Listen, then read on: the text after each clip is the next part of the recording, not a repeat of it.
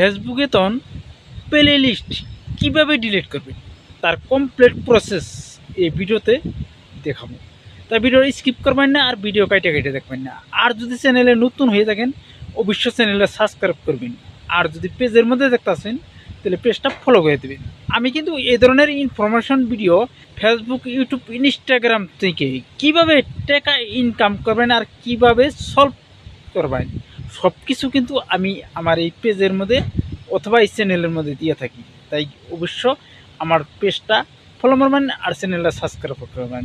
তাই বেশি দেরি না করে ভিডিওটা স্টার্ট করি।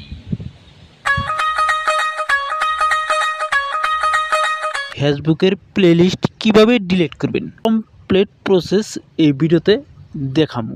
তাই ভিডিও স্কিপ করবেন না আর ভিডিও কাইটে দেখবেন না। আপনি প্লেলিস্ট ডিলিট করার জন্য প্রথম এই প্রোফাইলে ক্লিক করবেন। প্রোফাইলে ক্লিক করার পরে এই ড্যাশবোর্ডে ক্লিক করবেন। ড্যাশবোর্ডে ক্লিক করার পর আপনি যাবেন এই জায়গায় উপরে দেখেন কন্টেন্ট লেখা আছে, এই উপরে কন্টেন্ট, এই কন্টেন্টের উপরে ক্লিক করবেন। কন্টেন্টের উপরে ক্লিক করার পর আপনি এদিকে স্ক্রল করে নেবেন। এদিকে স্ক্রল করে নেওয়ার পরে দেখবেন এই জায়গায় লেখা আছে প্লেলিস্ট।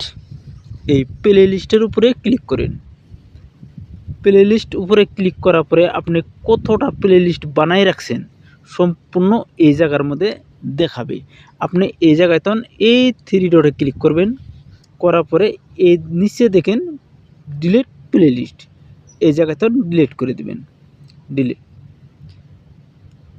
এই দেখেন আমি উপরেরটা নূর ডিলিট করে দিলাম। এইভাবে আপনার ফেসবুক প্লেলিস্ট ডিলিট করতে পারবেন।